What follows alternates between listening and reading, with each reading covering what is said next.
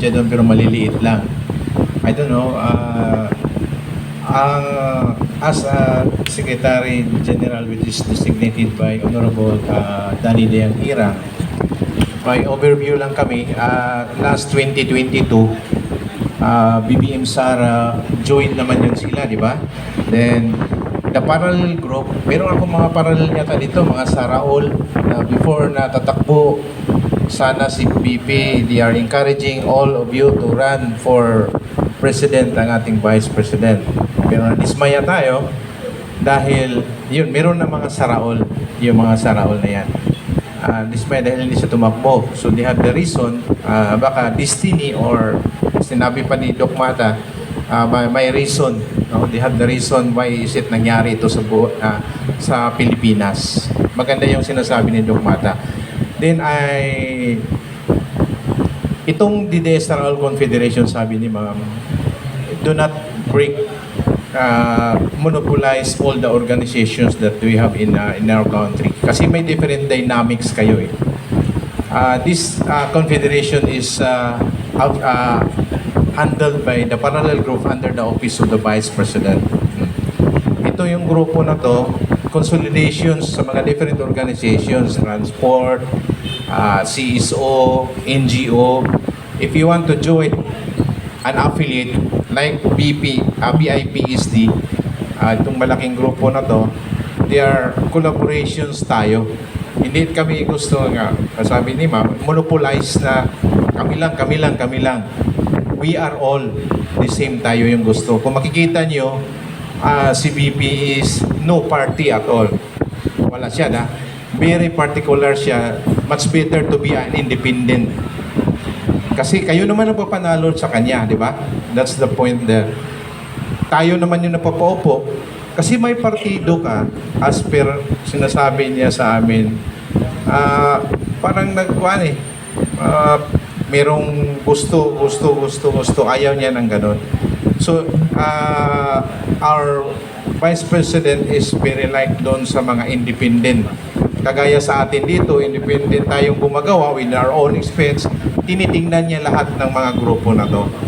So, they are affiliating but they are supervising. Meron tayong parallel group. This is a parallel group.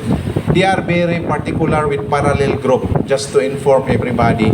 Yung mga independent na mga volunteers na mga tao. Kasi pag they are entering to the government, maraming traidor talaga. Just to tell you, maraming traidor. Even mga dito, may traidor pa rin dito. I know. Ayaw ni Ma'am ng ganun. At ayaw niya na magkagulo-gulo ang mga organizations.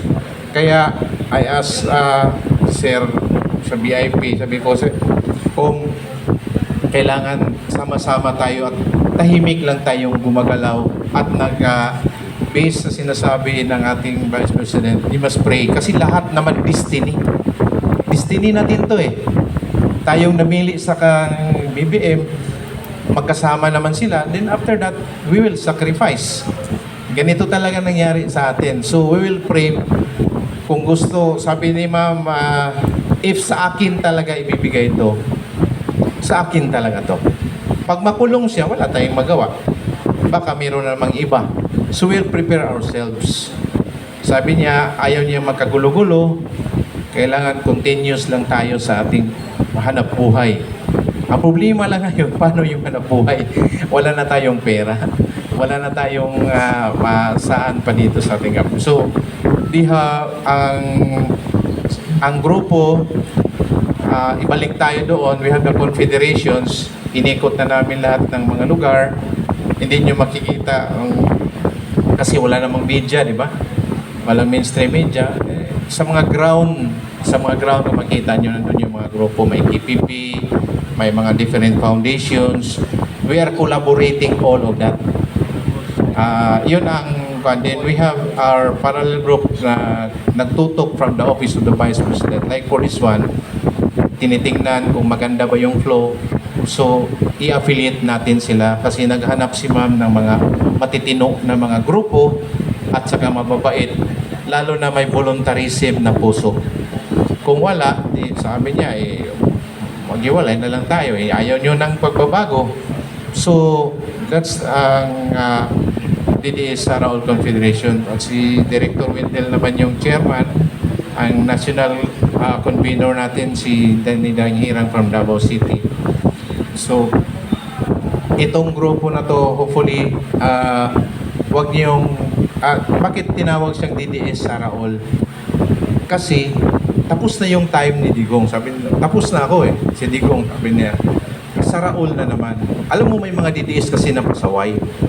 Yung DDS na pasaway. Ang gusto ni Ma'am, DDS Saraol, yung sasama sa atin na matino. O, wag yung pangapasaway. Hopefully, lahat matitino yun nandito. Yun ang gusto ng ating Vice President. Pag hindi kayo matino as per this namin, wag na kayong sumama. That is not para hindi mabigyan ng sabi natin haluan. Pero normally naman yan, meron namang mahaluan talaga. Kasi lahat tayo ng mga ugali is very different kasi yung ugali ng mga Pilipino. So yun ang kuha namin sa inyo. We are very thankful sa inyong lahat.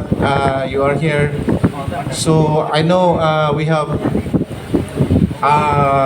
if ever you have so many invitations from the office of the Vice President, from the magsabi lang kay si Ma'am Dang kasi yung kuha natin at saka si Kum Adamat, hopefully maganda yung takbo ng BIPSD at we have to collaborate tayong lahat at saka magtulong-tulong tayo. We will move forward always, do not move backward.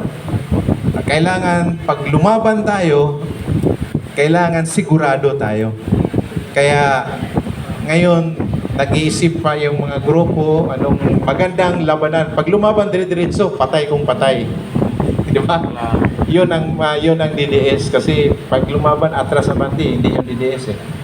Yun ang sinasabi. Kaya naka-plan, will plan lahat para pag puno na ang salop, yun na may gagawin na talaga ang mga tao. But the power of the people will rise. Yun naman ang kailangan natin. Maraming salamat po. God bless aton. Hello. Another very active leader of District 2, Councilor Rani Ludovica. Tatay Rani, we may hear from you.